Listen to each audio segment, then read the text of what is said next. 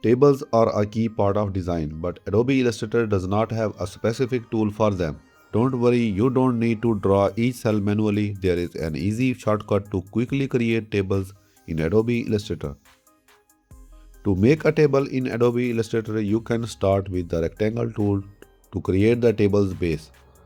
Then divide the rectangle into a grid to create the rows and columns. Click anywhere on the canvas to open a dialog box where you can specify the exact width and height for your rectangle. These dimensions will determine the overall size of your table. If you prefer, you can skip entering specific measurements and simply draw the rectangle freehand by clicking and dragging on the canvas. Once your rectangle is selected, go to Properties panel on the right side of the screen. Here you can adjust the fill color to set the inside color of the rectangle and the stroke color to define the border color.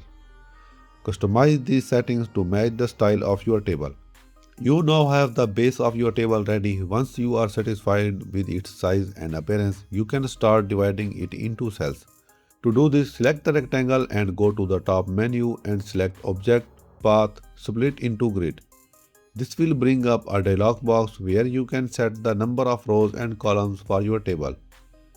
Specify how many rows and columns you want to include in your table. To see how your table will look as you adjust these settings, check the preview box. This allows you to make changes before finalizing the design. After you specify the number of rows and columns, Illustrator will automatically adjust the size of each cell to fit within the rectangle, or you can still manually increase or decrease the size of table. If you want to create space between the cells, you can adjust the gutter setting. This defines the gap between each cell. Once you are satisfied with the layout, click OK to create your table. Illustrator will now generate a table based on the dimensions and number of rows and columns you specified. The table will appear on your canvas, ready for further customization. The table you create will consist of individual squares or rectangles depending on the dimensions you set. If you need to move or resize the entire table, select the shapes by pressing Ctrl A, then group them together by pressing Ctrl G. This will allow you to treat the whole table as a single object. Keep in mind that if you change the overall size of the table, the size of each individual cell will adjust accordingly. If you are not satisfied with your table and want to make adjustment, you don't have to start from scratch. Simply select the entire table, then go back to Object menu, Path, Split into Grid. You can change the number of rows and columns, adjust the width and height, or even modify the fill and stroke of the cells to better suit your design.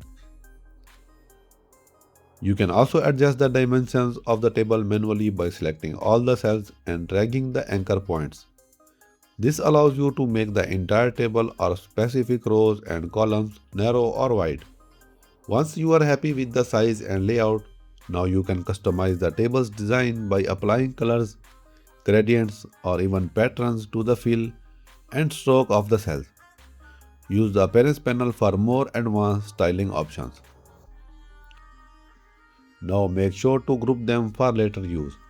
The next steps involve adding content to each cell, such as text. You can do this by using this type tool. Now move the cursor on the path, and when this path text appears, simply click on the box to add text. Now there is an issue that when we add text, our cell is converted in text box and all the formatting and table cells itself disappears. To resolve this issue, first make sure to group them for later use, and now we will copy this entire table and choose paste in front. By doing this, we will have an extra copy in the back. Now simply add text by clicking on the cell outline, type your desired text and adjust the size and typeface of text as you desire. To move the text in center, simply choose Align Center. Now add text to remaining columns and adjust accordingly.